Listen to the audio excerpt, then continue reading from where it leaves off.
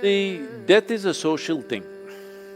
It is not existentially right to say death, because a certain life, like we were talking about bubbles as an analogy, let's continue that bubble. So right now you've blown that big bubble. This bubble has a material, the soap. Depending upon the soap quality, the tenacity of the bubble and how long it lasts is determined by the type of soap and the quality of soap and whatever. So this soap or this structure for this is what we are traditionally referring to as karma. What karma means is accumulated memory which is giving us a shape and a form. So as long as this karmic memory is there, it will contain this life inside.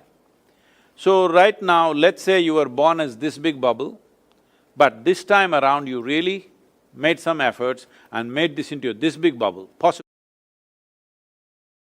So suppose now, let me not take you as an example, let's say I die, okay? It's easy for me to die So if I die right now, well, I leave the body here because the body is just what we have collected from this planet, it has to go back. It's just a material that you picked up to walk through this planet, to do activity in this planet, but the life that you are is still contained in your karmic bubble. Life itself is not yours. That we are referring to as consciousness or life is not yours, it is always there, but you have captured this much. Depending upon how much life you capture, see, it is not just about the data, it's not about the intelligence. Depending upon how much life you capture, accordingly the significance of your life will be determined by that. When I say significance, you as a life, not socially significant, not significant in the world, that is just a consequence. In certain times, people may recognize that significance, in another time they may not recognize. If you came here 1,000 years ago and you say, I'm a neurologist, they'll just dismiss you, can you wield a sword or not? That's all they would ask you in Brussels, all right? If you cannot, you're out.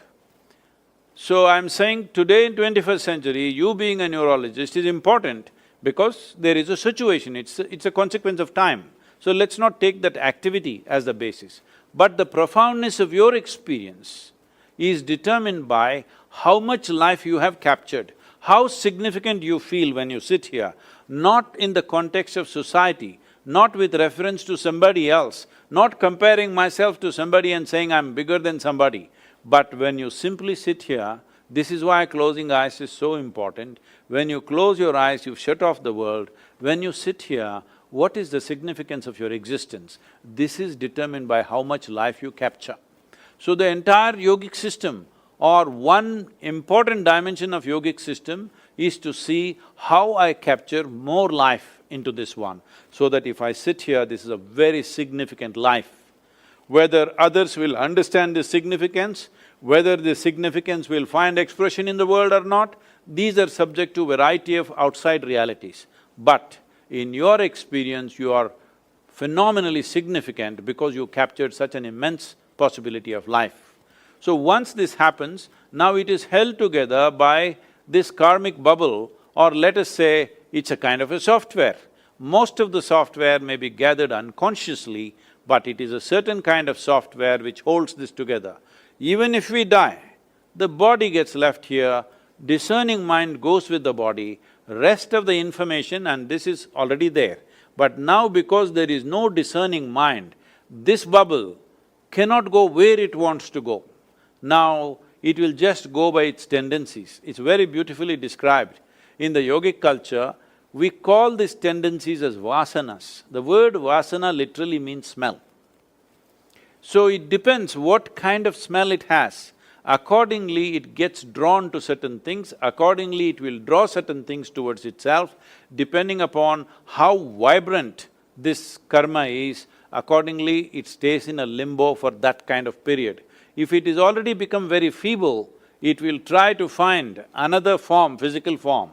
If it is not become feeble, it exists by itself for a certain period of time. When I say period of time, when we are in the body, see right now, for you to know how long we've been sitting here, you don't have to look at your watch. You just ask your lower back, it will tell you how long you've been sitting here. Or you ask your urinary bladder, it'll tell you how long you've been sitting here. So body is keeping time. Time is a concern for us only because we have a physical body. If we did not have a physical body, we can sit here for 10,000 years, there's no problem.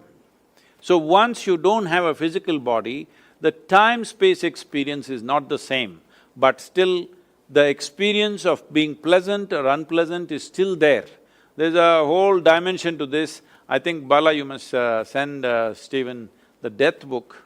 I just published a book on death, it's been an 8-year work and it's just come out, and I'll ask Bala to send it to you, or we can send it from UK. Thank you.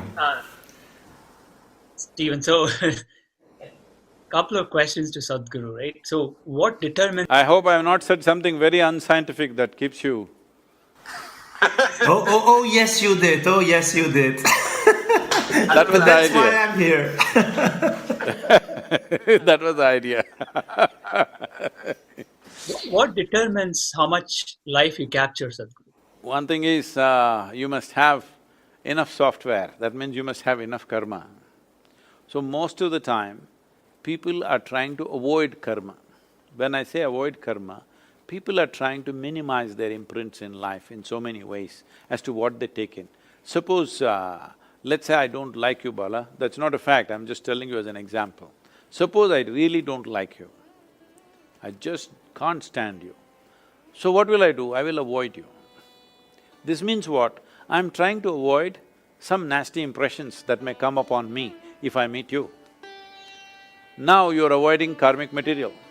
So this is why in yoga we say, somebody comes and says, I don't like this person, then I put those two people in the same department so that every day they build some karma and learn to transcend that. This is not a social process. There is an internal process to this, that you're taking in imprints but not reacting to it, because your experience becomes beautiful or nasty depending upon how you react to it. So first and most fundamental training that you need to go through is, you learn to respond, not react. Reaction is instinctive, reaction is based on past memory and conclusions that we have made. Response is happening out of your conscious response right now. So you learn to respond, not react. Once you learn to respond and not react, you will take a tremendous amount of material because you have no hesitation about anything for that matter. Once you have so much karmic substance, now you can blow a big bubble. You need good soap to make a big bubble, not air. There's no dearth for air, there's a whole bubble of atmosphere out here. But what you need is a certain tenacious soap which will blow a big bubble for you.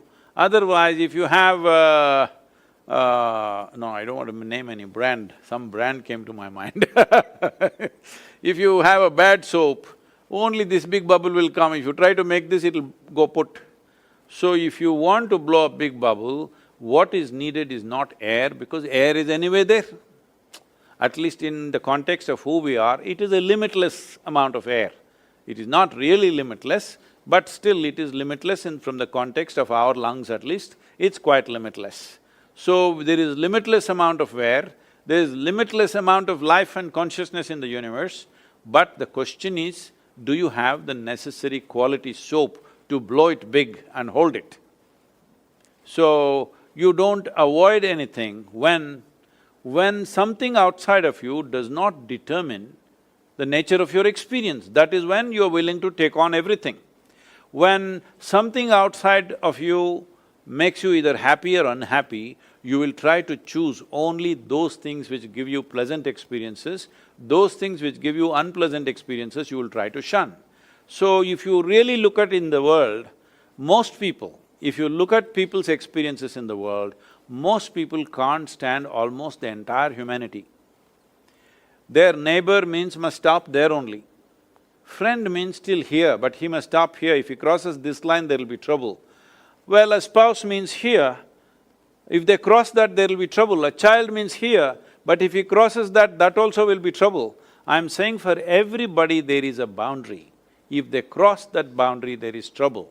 So in a way, if you really look at it, actually nobody is 100% okay with anybody. So this is the fundamental thing we need to change. People are trying to teach this in roundabout ways, they're saying you must love everybody, you tried, it doesn't work. People say you must be compassionate, be this, be that. All you're trying to do is that you are not in a state of reaction, but you will consciously respond. Or in other words, you want to make your experience of life so pleasant within yourself, no matter who comes, how nasty they are, it will not cause nasty experiences within you. Once you have this insurance that somebody else and something else, either a person or a situation, cannot soar the experience of who you are, only then you're truly open to every kind of experience. Now you have a super soap. You can blow a very big bubble. But can I ask something? Yes, sir. Is that… so you would advise somehow that meditation can help us blow a bigger bubble? See, once again, this is a very vague term in English language. When you say meditation, if somebody sits here with eyes closed, in English language we say, he's meditating. But with eyes closed, we can do many things. We can do japa, tapa, dharana, dhyana, samadhi, shunya, samyama. Or you may just, as you know, in the universities, they have mastered the art of sleeping in vertical posture. No, no, not in your class, no. So they may be horizontal in your programs. So it's true that then it becomes… the term meditation becomes kind of meaningless, is what you say, because it stands for… It is not specific, it's generally saying something. So, let us say you're chanting something. People say that's also meditation. No, that's called japa. Japa, if you do it in another form, the same chanting, it's called tapa, because tapa is used to generate heat in the body. What you were talking about Tibetan monks, most of them are doing tapa because they're using it in a certain way to generate heat in the system. Because if you generate a certain kind of prana or life energy in a certain form, which is called as samat prana, if you generate that, body generates enormous amount of heat. And this heat is not just as temperature, it's called ushna. It activates a certain level of perception, it makes you very healthy, it will allow you to live with very minimal amount of food and water. All these capabilities will come because your samat prana or samana prana is high. That is what generally they are trying to do, they are trying to do tapa. So that is… you want to call that meditation? No, it is tapa. If you do the same thing with a different tilt to it, it becomes japa. If you do dharana, that means you're focused on something, you're concentrating on something, that's called dharana. So if there is you and there is something else, an object, and you're very well focused and you and the object are connected, that means it is dharana. So you are so focused, one of you disappeared, either you disappeared or the object of focus disappeared. It is either just the object or just you, it is merged into one in your experience. Then we call this dhyana. Suppose both disappeared, the observer and that which is observed both disappeared and there's an explosion of energy, this we called as dhyana. Samadhi is called something else and… that is called samadhi. And further samyama, there are various other aspects like this, so I don't want to go into all that stuff. But fundamentally, the word meditation is not saying anything particular. So if we have to put a definition to that, what I would say is, meditation is a certain quality, it is not an act. It is not an act that you perform. It's like fragrance of a flower. The fragrance is a consequence, but because today the world humanity has become so goal-oriented, they want the consequence. They're always aiming towards the consequence. No, you cannot create the consequence. If you do the process properly, consequence happens. Right now, we have eaten well, we are breathing and everything is fine, so life is happening. In a way, our experience of life is a consequence. We are alive because of a consequence of various processes that we are doing right. If you do any of those things wrong, the consequence of experience of life will not be there. So similarly, meditation is a consequence, it is a quality, it cannot be done, but it can be made to happen. If you cultivate your body, if you cultivate your thought process, if you cultivate your emotion and your energies to a certain level of maturity, you become meditative. It is not like in the morning, evening you do meditate, not like that. You become meditative as a quality, you carry it with you. So, if we want to further technically define this, essentially I would say, because I'm assuming meditation means dhyana, it is an assumption, because somewhere you have to fix it, otherwise it is all over the place. If you call it as dhyana, that means if you sit here, in your experience clearly, the body is here, your mind is here, what is you is somewhere else. These three clear, distinct identities. That means there is a distinct separation or space between what is you and what you have gathered in your life. Once this space is there, this is the end of suffering. Because there are only two kinds of suffering in human life, physical suffering and mental suffering. Once there is a distance between you and the body, between you and the mind, this is the end of suffering. Once there is no fear of suffering, that is when you will naturally access what we are referring to as consciousness or chitta, because now you have no fear of suffering. Once there is no fear of suffering, you are willing to climb any peak. It's only the fear of suffering which curtails a human being. Once this possibility of suffering is taken away from you, you would also like to go and see how hell looks, what hell looks like. Because anyway you cannot suffer. Actually, Gautama said this. When people were all talking about going to heaven, attaining to this, he said, you say in heaven everything is wonderful, what will I do there? In hell everybody is suffering, let me go there and see what I can do, because anyway I cannot suffer. So once there is no fear of suffering, you walk full stride in your life.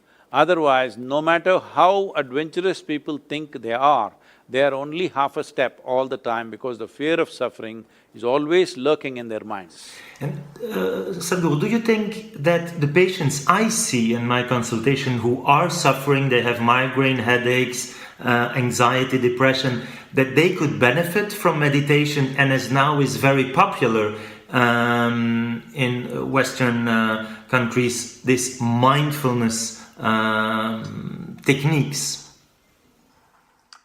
They're already suffering because their minds are too full.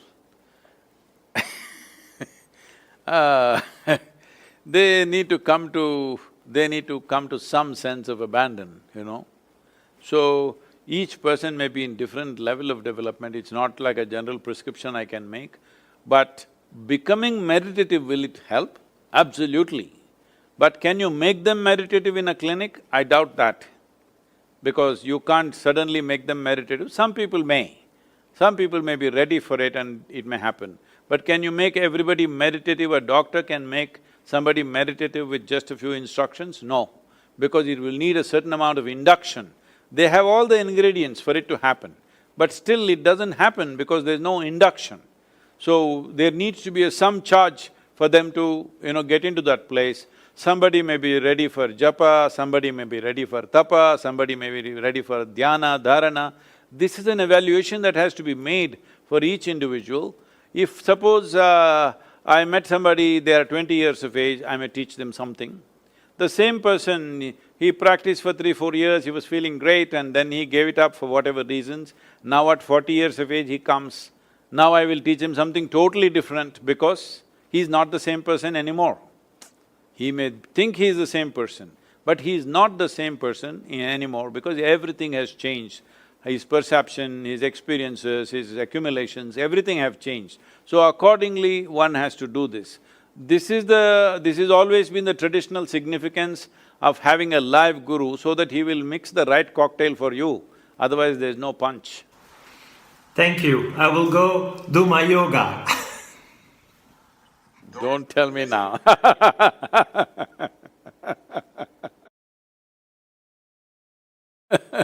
There's been a very fascinating discussion. I can go on and on. I have so many burning questions, but I think it's been more than an hour and a half. So I'd like to wrap up. at least one thing I would like to see you, Stephen, do is at least bring into discussion about using the term wakefulness as a way of different levels of wakefulness in your practice and in neurology world, and then leave consciousness out completely. And that way, probably you can explain so many things in your lab and what you're finding and how we have been successful in restoring some of the comatose patients back to their normal lives. So thank you so much for doing your work and also being open to explore this aspect with Sadhguru and us. It's just, there's so much more. He's an ocean by himself. As your lab machines improve, one day you may be able to raise the dead, huh? Because it's just another level of wakefulness and sleep. Like my favorite philosopher says, James Bond, never say never. I didn't think you're English, huh? Married to a Canadian psychologist. After the Brexit, you must change your philosopher, okay? Thank you so Thank you, much. Stephen. Thank you so Wonderful. much. Bala, thank you very much.